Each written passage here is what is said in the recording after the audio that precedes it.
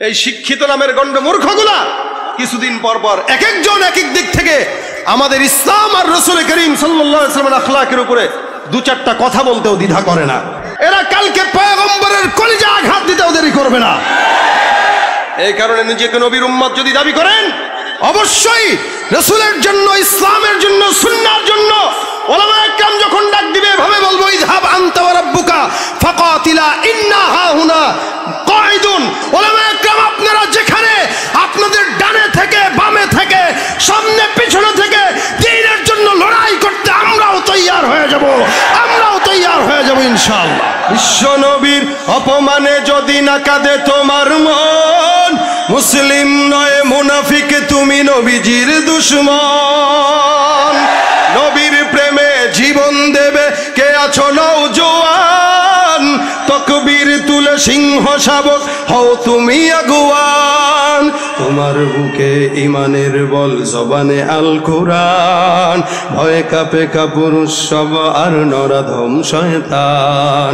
জীবনের চেয়ে বুকে আছে বেশি নবীজির সম্মান, কেমনে তুমি থাকবে বসে হলে তার অপমান। তুমি সাচ্চা মুসলমান, ইমান তোমার ধন, নবীর প্রেমে জাগ্রত তুমি নির্ভীক পালোয়ান। তুমি সাচ্চা মুসলমান, নবীর প্রেমে জাগ্রত তুমি নির্ভীক পালোয়ান। শ্রেষ্ঠ নবীর ব্যঙ্গ করে পাপিষ্ঠ আর বদনসিব, আমরা তাদের ঘৃণা জানাই ধিকি ধিকি ধিকি শতধিক। জাতিসংঘের কাজ কি তবে দর্শক হয়ে থাকবে চুপ, সাম্প্রদায়িক সম্প্রীতি আজ যাচ্ছে ভেঙে পাচ্ছে লোভ। আজকে যারা কুলাঙ্গারের পক্ষপাতী করছো সব, তোমরা কেউ ছাড় পাবে না, শক্ত ধরা পড়বে ঠিক। বয়কট হবে, ধিকৃত হবে বিশ্ব জুড়ে, নিন্দা কুড়াবে জাগলে মুসলমান, জাগলে মুসলমান, সাচ্চা মুসলমান। নবীর প্রেমে জাগ্রত তুমি নির্ভীকি পালোয়ান। তুমি সাচ্চা মুসলমান, ইমান তোমার ধন, নবীর প্রেমে জাগ্রত তুমি নির্ভীক পালোয়ান। ঠিক কিনা? রাসূলের উম্মত দাবি করি তো ইনশাআল্লাহ, রাসূলের জন্য প্রস্তুত থাকবো তো ইনশাআল্লাহ। দয়ার নবীর উপরে দয়া আমাদেরও করা দরকার আছে না নাই? এটাই হচ্ছে আমাদের দয়া। রাসূলের জন্য আমরা দয়া করলে রাসূলের খুব বেশি উপকার হবে না, বরং আমাদের উপকার। কারণ রাসূলের উপরে আমরা দয়া করব, রাসূল কিয়ামতের ময়দানে আমাদের জন্য সুপারিশ করবেন। আমাদের ভয় নাই, আমরা বিশ্ব নবীর উম্মত। ঠিক কিনা বলেন? আমরা ভয় পাই না। আমাদের ভয় থাকবে একমাত্র আল্লাহ পাক রব্বুল আলামিনের প্রতি। মানুষ যদি কোনো মানুষকে ভয় পায় তাহলে তো সত্য তার বান্দা হয়ে গেল। আমরা কার বান্দা? কার গোলাম? আল্লাহর গোলাম। কোনোদিন মানুষের পাঁচটা গোলামি করতে পারে? বিশ্ব নবীর উম্মত কখনো ডরায় না অন্য কাউকে, আল্লাহ ছাড়া। ঠিক কিনা বলেন?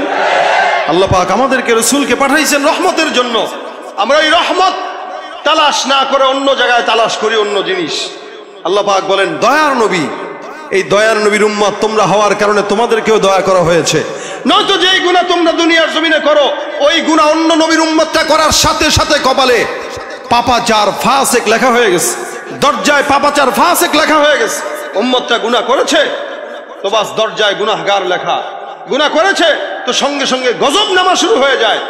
এত গুনাহ এই জামানায় চলছে, যেখানে বাবার কাছে মেয়ে নিরাপদ না, যেখানে সন্তানের কাছে তার বাবা নিরাপদ না, সেই জামানায় আল্লাহ পাক যে গজব দেন না, এটা দয়ার নবীর দয়ার কারণে। ঠিক কিনা জোরে কন?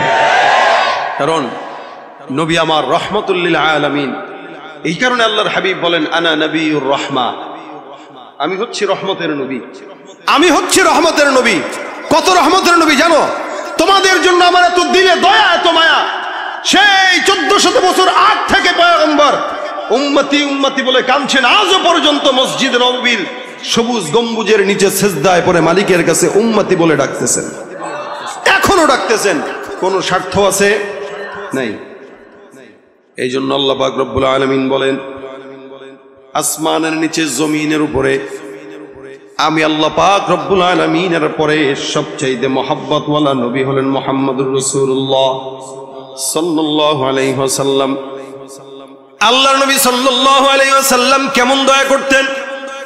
রাসূল করিম সাল্লাল্লাহু আলাইহি ওয়াসাল্লাম আল্লাহ পাক রব্বুল আলামিনের বান্দাদের জন্য কত দিলে মায়া।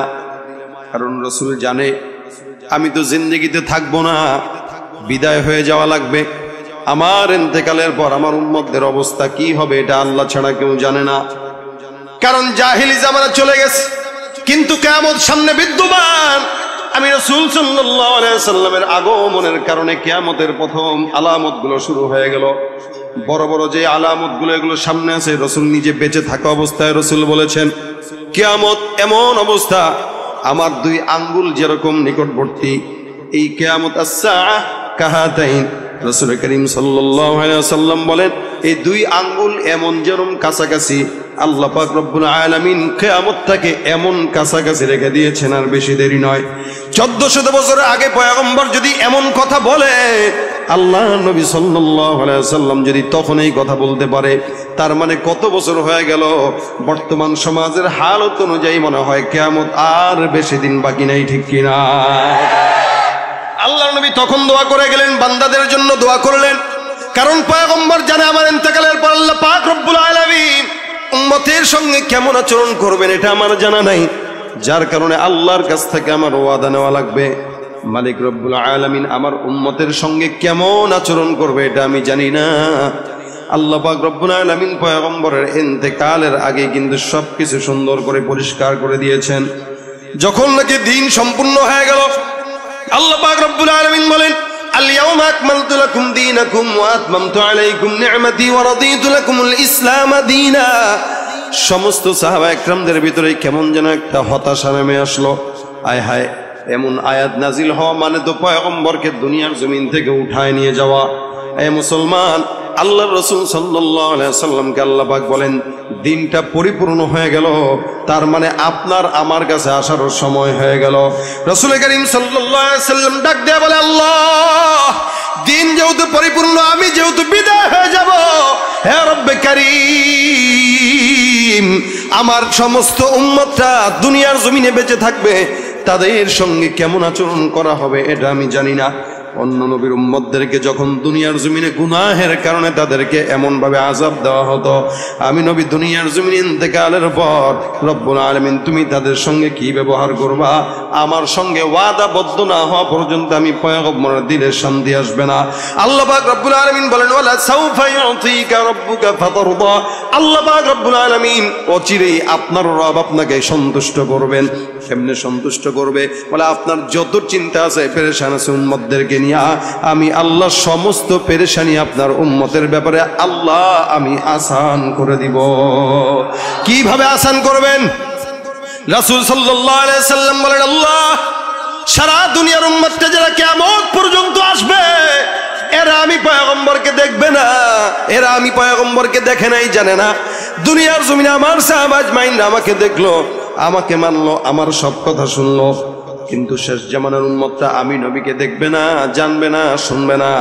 তারা আমি নবীকে কেমনে মানবে, কেমনে বুঝবে? যার কারণে আল্লাহর নবী সাহাবাদেরকে বন্ধু বলেন নাই, আপনার মতো আমার মতো উম্মতদেরকে বন্ধু বলেছেন।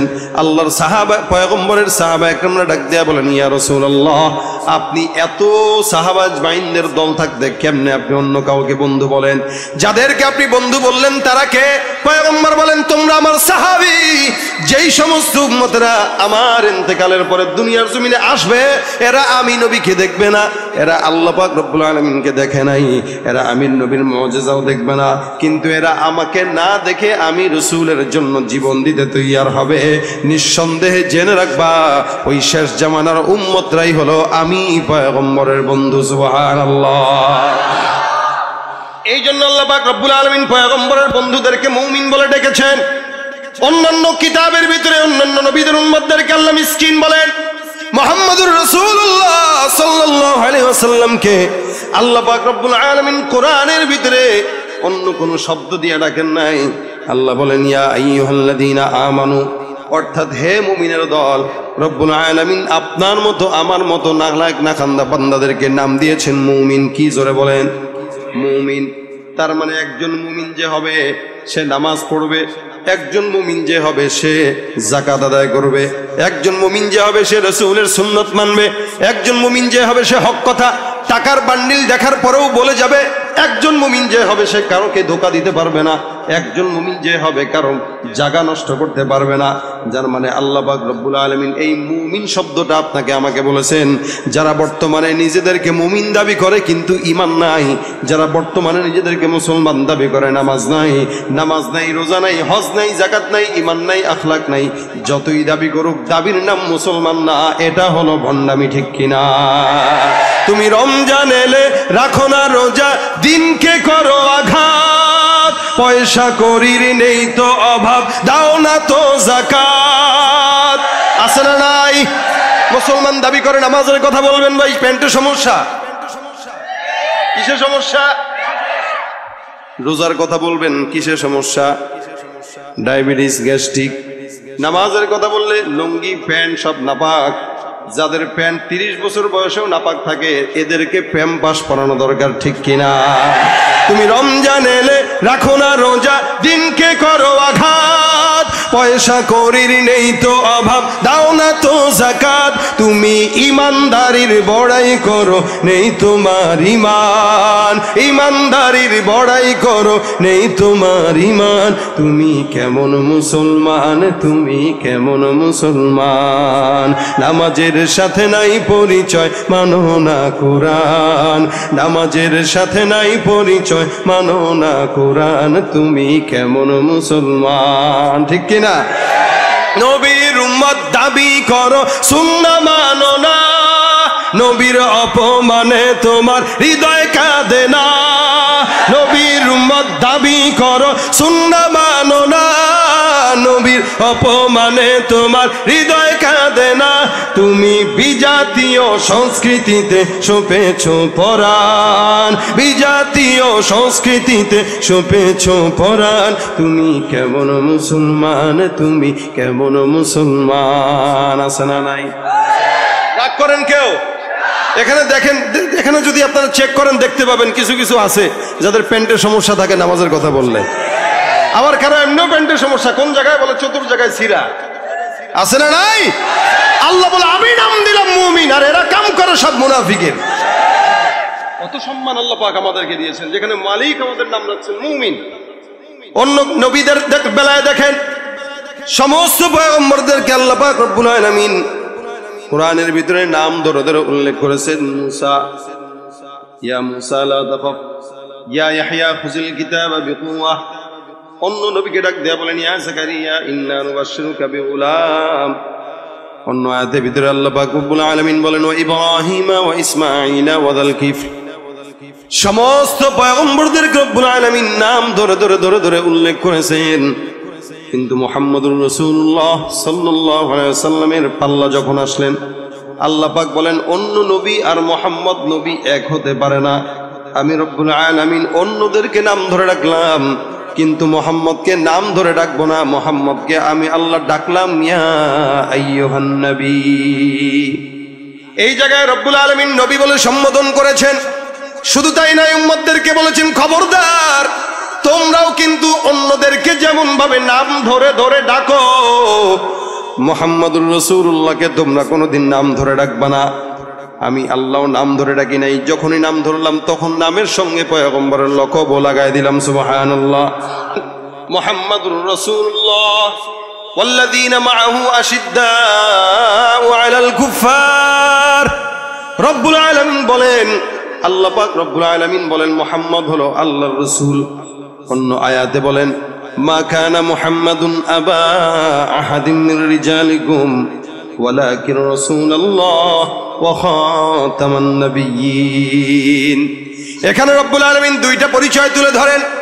মুহাম্মদ তোমাদের কোন পুরুষের পিতা নয়, মুহাম্মদকে জানো। আল্লাহ পাক রব্বুল আলামিন বলেন মুহাম্মদের পরিচয় হলো মুহাম্মদ আল্লাহর রাসূল। মুহাম্মদের 2 নম্বর পরিচয় ওয়া খাতামান নবিয়্যিন। দুনিয়ার জমিনে অসংখ্য বেঈমানের বাচ্চারা আসবে রাসূলের পরে, যারা নিজেদেরকে নবী বলে স্বীকার করবে, গোলাম আহমদ কাদিয়ানীর মতো, ঠিক কিনা? এই কারণে আল্লাহ বলেন ওয়া খাতামান নবিয়্যিন, আমি দুনিয়ার জমিনে একমাত্র শুধুমাত্র কেবলমাত্র শেষ নবী হিসেবে আখিরি জামানার নবী মুহাম্মদুর রাসূলুল্লাহকেই পাঠাইলাম। সুবহানাল্লাহ। সুতরাং নবীর পরে আর নবী আছে, আসবে। আল্লাহর নবী বলেন আমার উদাহরণ ওই দেয়ালের মতো, যেই দেয়ালের ভিতরে আল্লাহ পাক রব্বুল আলামিন সব ইট লাগাইলেন। মুসা পয়গম্বরকে পাঠানোর মাধ্যমে একটা ইট লাগলো, ঈসার মাধ্যমে আরেকটা ইট লাগলো। এক একজন নবীকে পাঠাইলেন, এক একটা ইট এক সুন্দর সুন্দর করে করে লেগে গেল, মাত্র একটা ইট বাকি। রাসূল সাল্লাল্লাহু আলাইহি ওয়াসাল্লাম বলেন আমার উদাহরণটা ওই ইটের মতো, যেই ইটকে আল্লাহ পাক রব্বুল আলামিন এই জায়গায় বসানোর মাধ্যমে নবুয়তের দেয়ালটা পরিপূর্ণ করে দিয়েছেন। সুবহানাল্লাহ। শুধু তাই নয়, পরিপূর্ণ করেন নাই। আল্লাহ পাক রব্বুল আলামিন বলেন তোমাদের জন্য আমি আল্লাহ পাক রব্বুল আলামিন রহমতের নবী একজনকেই পাঠাইলাম, কারণ আমি নিজে দয়া পছন্দ করি। আমার নবীকেও পাঠাইলাম, নবীও যেন দয়া মায়া পছন্দ করে, যার কারণে সমস্ত মহাব্বত দিয়ে আমি পয়গম্বরকে পাঠানোর পরে আমি তোমাদের জন্য রসুলের দিলের ভিতরে দুনিয়ার মহাব্বত ঢেলে দিলাম। এত মহাব্বত রসুলের পয়গম্বরের উম্মতদের জন্য। জাবির বিন আব্দুল্লাহ রাদিয়াল্লাহু তাআলা আনহু বর্ণনা করেন আমি একবার এমন অবস্থায় ছিল, কোনো একটা সফরে যাচ্ছিলাম। আল্লাহর নবীর সাহাবী জাবির ইবনে আব্দুল্লাহ রাদিয়াল্লাহু তাআলা আনহুর পিতা কোনো এক যুদ্ধে, উহুদের যুদ্ধে শহীদ হন। উনি একা ছিলেন, ওনার সাত বোন ছিল। যখন নাকি বাবার ইন্তেকাল হয়, বাবার ইন্তেকালের পরে জাবির ইবনে আব্দুল্লাহ রাদিয়াল্লাহু তাআলা আনহু পেরেশান, কারণ চতুর্দিক থেকে ঋণের বোঝা ছিল। এদিক দিয়ে বোনদেরকেও লালন পালন করা লাগতো, এদিক দিয়ে নিজের অবস্থাও ভালো না। জাবির বিন আব্দুল্লাহ বলেন জাতুর রিকা যুদ্ধের ভিতরে আমরা যখন রওনা হয়ে গেলাম, সকল সাহাবা একরাম রওনা হয়ে গেলেন। আমার উটটা এত দুর্বল, এই দুর্বল উট নিয়ে আমি সামনে আগাইতে পারছিলাম না, আমি পিছনে পিছনে আস্তে আস্তে আগাচ্ছিলাম। সমস্ত সাহাবা আজমাইনরা সামনে সামনে আগায়, আমার পয়গম্বর একদম কাফেলার সবার শেষে। আমি রাসূল করিম সাল্লাল্লাহু আলাইহি ওয়াসাল্লামের একটু আগে, আল্লাহর নবী সাল্লাল্লাহু আলাইহি ওয়াসাল্লাম আস্তে আস্তে করে সামনের দিকে আগায়। আমাকে এমন অবস্থায় পেলেন যে আমি উটের থেকে নিচে নেমে উটকে হাওদা দিয়া সামনে উটকে আগে আগে আগায় বাড়াচ্ছিলাম। পয়গম্বর মুহাম্মদুর রাসূলুল্লাহ সাল্লাল্লাহু আলাইহি ওয়াসাল্লাম আমাকে তাকায় দেখে ডাক দেয়া বলে জাবের, কি ব্যাপার, তোমার কি সমস্যা? জাবের বলেন ইয়া রাসূলুল্লাহ, আমার উটের দিকে তাকায় দেখেন দুর্বল। এমন দুর্বল উট নিয়ে আমি রওনা হয়ে গেলাম, কারণ আমার আর্থিক অবস্থা খারাপ, আমি ঋণগ্রস্ত। পয়গম্বর, যুদ্ধের ময়দানে আপনার সঙ্গে যেতে পারাটা আমার জন্য সৌভাগ্যে, যার কারণে দুর্বল উট নিয়ে আমি আপনার জন্য যুদ্ধের ময়দানে রওনা হয়ে গেছি। আল্লাহ রাসূল সাল্লাল্লাহু আলাইহি ওয়াসাল্লাম বলেন হে জাবের, তোমার উটের লাঠিটা আমার কাছে দাও, নয়তো অন্য কোনো একটা লাঠি আমার কাছে এনে দাও। জাবের বলেন আমি যখন পয়গম্বরকে লাঠি দিলাম আগিয়ে, রাসূল করিম সাল্লাল্লাহু আলাইহি ওয়াসাল্লাম লাঠিটা সুন্দর করে ধরলেন। ধরার পরে আমার উটের দিকে পেটের ভিতরে একটা দুইটা খোঁচা মারলেন। আল্লাহ রাসূল সাল্লাল্লাহু আলাইহি ওয়াসাল্লাম এছাড়া আর কিচ্ছুই করলেন না। আল্লাহর নবী আমাকে ডাক দিয়ে বলে জাবের, আমি উটকে একটু খোঁচা দিয়ে দিলাম, আল্লাহ ভরসা উটের উপরে উঠে বসো। জাবের রাদিয়াল্লাহু তাআলা আনহু বলেন আমি পয়গম্বরের আদেশ পাওয়ার পর উটটার উপরে চড়ে বসলাম। আমি আল্লাহর কসম করে তাকায় বললাম, আমার উটটা এমন ভাবে চলা আরম্ভ করলো, রাসূল করিম সাল্লাল্লাহু আলাইহি সাল্লাম তার উটটাও আমার উটের সঙ্গে এখন দৌড়ায়া পাল্লা দেওয়া শুরু করে দিল। যে উটটা এত দুর্বল, ওই উটটা এখন রাসূল সাল্লাল্লাহু আলাইহি সাল্লামের উট যেমনে যায় আমার উটটাও সেদিকে যায়। আল্লাহর নবীর উট যত দূর দৌড়ায় আমার উটটাও ঠিক তেমন ভাবে দৌড়ায়। রাসূল আমার উটের সঙ্গে হাঁটে আর আমাকে ডাক দেয়া বলে জাবের, উটটা কি তুমি আমার কাছে বিক্রি করবা কিনা? দেখেন মুহাম্মদুর রাসূলুল্লাহ সাল্লাল্লাহু আলাইহি ওয়াসাল্লামের কিন্তু উটের প্রয়োজন নাই।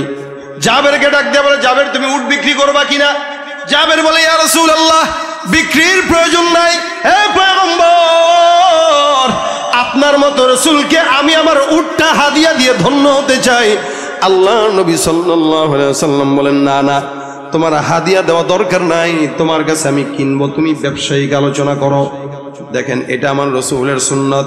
এমনও কিছু মানুষ আমরা দেখতে পাই, আমাদের ওলামা একরামরা যদি যায়, কিছু গরিব মানুষ আছে দোকানের ভিতরে, চায়ের দোকানদার অথবা অন্য কোনো দোকানদার, আলেমদেরকে দেখলে সম্মান করে দোকান থেকে ফ্রি খাওয়াইতে চায়, আছে না নাই? এটা হলো রাসূলের আখলাক। ফ্রি তো দিতেই চাবে, কারণ মহাব্বত।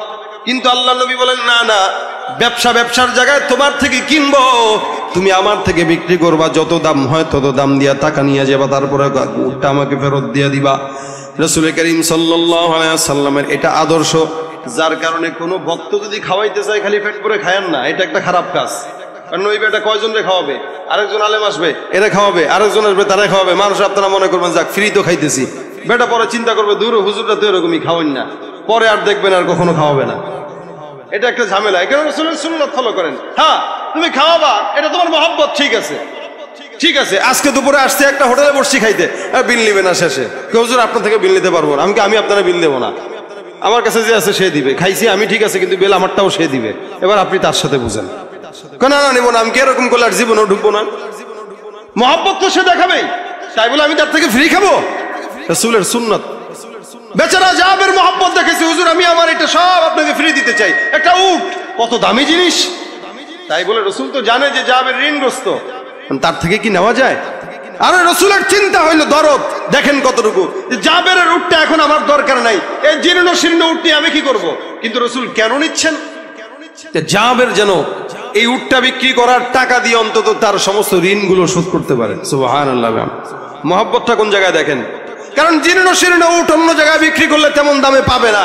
এই জন্য রাসূল করিম বলতেছেন আমার সঙ্গে ব্যবসায়ী আলোচনা করো, বলো কত দিবা? জাবের ডাক দিয়া বলেন হুজুর, বলেন আপনি কত দিবেন? রাসূল বলেন 1 দিরহাম। না এটা হয় নাকি? একটু আগে কি বলছে যে হুজুর আমি আপনাকে ফ্রি দিয়ে দিব, আর যখন রাসূল বলেন 1 দিরহাম, কয় না এটা হয়, 1 দিরহাম কি উট হয়? রাসূল বলেন কত? 2 দেই, কয় না হুজুর এটা হয় না। তো তুমি বলো, আমি বলতে পারবো না হুজুর, আপনি বলেন। সুবহানাল্লাহ। কয় না এতক্ষণ ফ্রি দিবে, এখন বলে কোনো ফ্রি নাই, যেহেতু ব্যবসায়ী আলোচনা, তো ব্যবসার মতোই তো করা দরকার। না আমার জিনিস দুর্বল হোক, আপনি জানেন এটা দুর্বল, কিন্তু আমি আপনার এর নিচে দিব না, আপনি মন চাইলে নেন, নাহলে নিয়েন না।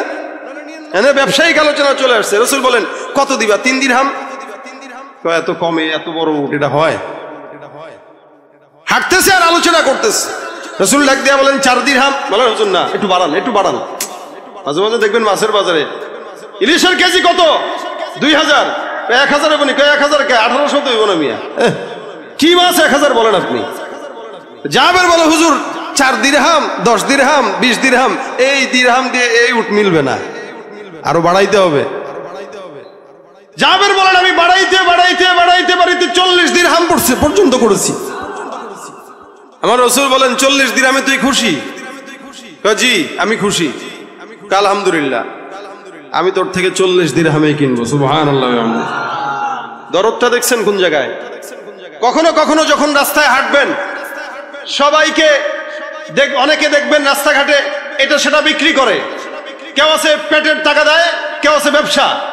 দেখবেন কিছু মানুষ বয়স 70 বছর, কিন্তু সে বিক্রি করতেছে একটা চকলেট। আপনার চকলেট খাওয়ার অভ্যাস নাই, কিন্তু তারপরেও কিনেন। এই ছোট্ট একটা কাজের উসিলে আল্লাহ পাক আপনাকে জান্নাত দিতে পারে। এটা রাসূলের শিক্ষা। এই জন্য আল্লাহ পাক বলেন ইত্তাকুল্লাহ ওয়াবতাগু ইলাইহিল ওয়াসিলা, তোমরা তাকওয়া অর্জন করো আর আল্লাহ পাকের কাছে ওসিলা তালাশ করো, কারণ ওসিলা তালাশ করার মাধ্যমে এক একজন বান্দারা জান্নাতি হয়ে যাবে। সুবহানাল্লাহ। এমন এমন কাজ করবেন যে এই কাজটা আপনার ওসিলা হবে। আপনি কখনো রাস্তা দিয়ে হেঁটে যাচ্ছেন, একটা মুরব্বী মহিলাকে দেখলেন কিছু ফল নিয়ে বসছে, আপনার দাদির বয়সী, আপনার মায়া লাগলো, আপনার পকেটে টাকা কম, আপনি যাচ্ছিলেন অন্য কোনো কাজে, এই দিলের থেকে দরদ নিয়ে মহিলার থেকে সমস্ত ফলগুলা খরিদ করলেন। খরিদ করার পরে আপনার আমলের খাতায় লিখে রাখেন যে আল্লাহ আজকের যে এই কাজটা করলাম, এই কাজটা শুধুমাত্র আপনার থেকে নাজাত পাওয়ার ওসিলায় করলাম, এই ফল আমার দরকার ছিল না। মহিলা খুশি হয়েছে তো আপনি খুশি। আপনি যদি খুশি থাকেন এই কাজের উসিলা জান্নাত দিয়েন ইনশাআল্লাহ। রাসূল বলেন তোমার ওই ছোট্ট কাজের উসিলা আল্লাহ পাক তোমার জন্য জান্নাত সহজ করে দিবে ইনশাআল্লাহ। নেক কাজ, নেক উসিলা আল্লাহ পাক বান্দার জান্নাতের বিনিময় করায় দেয়। সুবহানাল্লাহ। রাসূল সাল্লাল্লাহু আলাইহি সাল্লাম বলেন 40 দিরহাম দেব, তাড়াতাড়ি উটটা দিয়ে দাও। জাবের বিন আব্দুল্লাহ ডাক দেয়া বলতেছেন না না, শর্ত হইল আমি এখান থেকে জাতুর রিকা পর্যন্ত যাব, আবার জাতুর রিকা থেকে মদিনা পর্যন্ত যাব। গাড়িটা এখন চালায় চালায় যাচ্ছি, আপনি যদি পয়গম্বর উটটা নিয়ে নেন আমি কোন জায়গায় চড়বো? শর্ত হইল আপনার কাছে বিক্রি করব, তবে এটা এখন নয়, মদিনায় যাওয়ার পরে তারপরে বিক্রি করব। দেখেন অবস্থা। রাসূল ডাক দিয়া বলেন ঠিক আছে যাও, জাতুর রিকা যাব, সেখান থেকে মদিনায় যাব, তারপরে উটের মালিক আমি হব, তুমি টাকার মালিক হয়ে যাবা। জাবের ডাক দিয়া বলতেছেন আমি মদিনায় যখন গেলাম, রাসূল সাল্লাল্লাহু আলাইহি সাল্লামের কাছে আমি আমার উট দেওয়ার জন্য গেলাম। আল্লাহর নবী সাল্লাল্লাহু আলাইহি সাল্লাম বলেন, হে বেলাল, তাড়াতাড়ি সুন্দর করে উটটা নিয়ে নাও, 40 দিরহাম দাও, বরং তার চার একটু বাড়ায় দিও পারলে। সুবহানাল্লাহ কয় না? জাবের রাদিয়াল্লাহু তাআলা বলেন, রাসূল আমাকে টাকা দিলেন, আমি রাসূলকে উট দিলাম। আল্লাহর নবী সাল্লাল্লাহু আলাইহি সাল্লাম বলেন, হে জাবের, তুমি কি মনে করছো আমি উটটা কেন তোমার থেকে কিনলাম তুমি কি জানো? তোমার সঙ্গে আমি দামাদামি করলাম কেন তুমি জানো? জাবেরকে রাসূল ডাক দিয়ে বলেন, জাবের, আমার তো উটের দরকার নাই, আমার তো অন্য কোনো কিছুর প্রয়োজন নাই, আমি তোমার থেকে উটটা খরিদ করলাম এই নিয়তে যে তুমি এই সমস্ত অর্থ সম্পদ দিয়া তুমি তোমার সকল হাজত পূরণ করে নিবা। সুবহানাল্লাহ। এটাই হলো আমার পয়গম্বরের মহব্বত, প্রেম। এই জন্য আল্লাহর নবী বলেন, আনা নবিয়ুর রাহমাহ, আমি হলাম রহমতের নবী। আল্লাহ পাক রব্বুল আলামিন যখন জিবরাইল আজরাইলকে পাঠিয়ে দিলেন, যাও, জিবরাইল একটু আল্লাহর নবীর কাছে যায়, ডাক দিয়ে বলেন, নবী আমার, আমি আল্লাহ পাক রব্বুল আলামিনের কাছে আসার জন্য তৈয়ার কিনা? পয়গম্বর সাল্লাল্লাহু আলাইহি সাল্লাম ডাক দিয়ে বলেন, হ্যাঁ, দুনিয়ার জমিনে থাকার জন্য আমার কোনো আগ্রহ নাই, আমি মালিকের কাছে যাওয়ার জন্য তৈয়ার। কিন্তু আমার মালিকের কাছে বলো, আমি দুনিয়ার থেকে যাওয়ার পর আমার যেই গুনাহগার উম্মতরা আছে, এই গুনাহগারদের উম্মতদের অবস্থা কি হবে? আল্লাহ পাক রব্বুল আলামিন জিবরাইলকে পাঠিয়ে দেয়া বলেন, জিবরাইল যাও, লা আতরুকু উম্মাতাকা ফারদা, আপনি পয়গম্বর দুনিয়ার জমিন থেকে যাওয়ার পর আমি আপনার সমস্ত উম্মতদের জান্নাতে যাওয়ার জিম্মাদারি আমার কুদরতে হাতের ভিতরে নিয়ে নিব। রাসূল করিম সাল্লাল্লাহু আলাইহি ওয়াসাল্লাম এত দয়ালু, যার কারণে ইন্তেকালের আগে উম্মতের ফিকির করে। আল্লাহ পাক রব্বুল আলামিন বলেন, এই নবীকে যদি পাওয়ার পরেও তোমরা জান্নাতে না যেতে পারো তাহলে কপাল বড় খারাপ। যার কারণে আল্লাহ বলেন, লাকাদ কানা লাকুম ফি রাসূলিল্লাহি উসওয়াতুন হাসানাহ, রাসূলকে রহমতের নবী বানায় দিলাম। এই রহমতের নবী সকল আদর্শ তোমাদের জন্য আমি জরুর করে দিলাম। যারা মানবে তারা কামিয়াব, যারা মানবে না তারা নাকামিয়াব। সুতরাং পয়গম্বরকে উম্মত যদি দাবি করেন, পয়গম্বরের উম্মত যদি নিজেকে দাবি করেন, তাহলে রাসূল করিম সাল্লাল্লাহু আলাইহি ওয়াসাল্লাম বলেন, লা ইউমিনু আহাদুকুম হাত্তা ইয়াকুনা হাওয়াহু তাবাআন লিমা জিতু বি, আমি যেই জিনিসগুলো নিয়ে আসলাম দুনিয়ার জমিনে, এই সকল জিনিস না মানা পর্যন্ত কখনো কোনো বান্দা মুমিন হতে পারবে না। অর্থাৎ রাসূল যেমনে হাঁটলেন এমনি উম্মতরা হাঁটবে, রাসূল যেমনে খাইলেন এমনি উম্মতরা খাবে, রাসূল যেমনে নামাজ পড়লেন সেমনি উম্মতরা নামাজ পড়বে, রাসূল যেভাবে মুআমালা করলেন উম্মতরাও মুআমালা করবে, রাসূল যেভাবে মুআশারা করলেন উম্মতরা মুআশারা তেমন ভাবে করবে। অর্থাৎ রাসূলের সমস্ত কাজ যতক্ষণ পর্যন্ত বান্দা ফলো করবে না, ততক্ষণ কোনো বান্দা মুমিন হতে পারবে না, ঠিক কিনা? এই কারণে দুনিয়ার কোনো নেতাকে মানবো না, নবীকে মানবো। দুনিয়ার কোন মানুষ আমাদের আইডল হতে পারে না, ঠিক কিনা জোরে কোন? আজকে আমরা সমাজে দেখতে পাই যেই সমস্ত লোকেরা দুনিয়ার বাংলাদেশে নগ্নতা আর সমস্ত প্রকার নোংরামি ছড়ায়, আজকে আমরা তাদেরকে আইডল মনে করি, যুবকরা তাদেরকে আইডল মনে করে, যারা জায়গায় জায়গায় মেয়েদের পেটের ভিতরে বাচ্চা দিয়ে বেড়ায়। আর আমরা আমাদের দেশের সাংবাদিকরা তাদেরকে দায়িত্ব নিয়ে তাদের বাবা খুঁজে দেয়। আবার এই সমস্ত লোকদেরকে আমরা আইডল মনে করি। অর্থাৎ আইডল মনে করা দরকার ছিল একমাত্র বিশ্বনবী মুহাম্মদুর রাসূলুল্লাহ সাল্লাল্লাহু আলাইহি সাল্লামকে। যে বিশ্বনবীকে আইডল মনে করবে সে দুনিয়াতেও বাদশা, আখিরাতেও বাদশা, ঠিক কিনা? এজন্য বিশ্বনবী আমাদের প্রাণের পুরুষ। রাসূল সাল্লাল্লাহু আলাইহি সাল্লামের আখলাক আমাদের জন্য অনুসরণীয়, অনুকরণীয়। রাসূলের আখলাক ফলো করবেন, আল্লাহ পাক রাসূলের সঙ্গে দিবে। এই জন্য হাদিস শরীফে রাসূল বলেন, কার সঙ্গে মহব্বত রাখো একটু হিসাব করে রাখো। যদি বেনামাজির সঙ্গে রাখো তো বেনামাজির সঙ্গে, নামাজির সঙ্গে রাখো তো নামাজির সঙ্গে। এই জন্যই ভাইরা আমার, আমরা সবাই এখানে অনেক ভাইয়েরা অনেক দল করি, কিন্তু আমাদের দিন শেষে এক আল্লাহর নামেই ঘুমাইতে হয়, এক নবীকেই নবী মানতে হয়। যেহেতু নবী আমাদের একজন, কোনো দরকার নাই দুনিয়ার কোন নেতার পিছনে বইরা বিশ্বনবী মুহাম্মদুর রাসূলুল্লাহকে দূরে ঠেলা দেওয়ার। বরং নেতা যদি আমার নবীকে মানে তো আমিও আমার নেতাকে মানতে রাজি আছি, কোনো সমস্যা নাই। আমাদের দেশে আজকাল এই শিক্ষিত গণ্ড মূর্খগুলা, এই শিক্ষিত নামের গণ্ড মূর্খগুলা কিছুদিন পর পর এক একজন এক এক দিক থেকে আমাদের ইসলাম আর রাসূল করিম সাল্লাল্লাহু আলাইহি ওয়াসাল্লামের আখলাকের উপরে দু চারটা কথা বলতেও দ্বিধা করে না। আমি আপনি নিজেকে উম্মত দাবি করে ঘরের কোনায় বসে থাকি, আমাদের চোখের সামনে আজকে সমাজের কিছু কুলাঙ্গাররা ওলামা একরামদের গায়ে আঘাত দেয় অথবা রাতের অন্ধকারে ছুরি দিয়ে আঘাত দিয়ে তাদেরকে হত্যা করে, এটা আমরা এই সমাজে দেখতে পাই। অথচ তারাও নিজেদেরকে মুসলমান দাবি করে। আজকে যারা ওলামা একরামদের গায়ে আঘাত দেয়, এরা কালকে পয়গম্বরের কলিজা আঘাত দিতেও দেরি করবে না। এই কারণে নিজেকে নবীর উম্মত যদি দাবি করেন, অবশ্যই রাসূলের জন্য, ইসলামের জন্য, সুন্নাহর জন্য ওলামা একরাম যখন ডাক দিবে এভাবে বলবো, ইযহাব আনতা ওয়া রাব্বুকা ফাকাতিলা ইন্না হাহুনা কাঈদুন।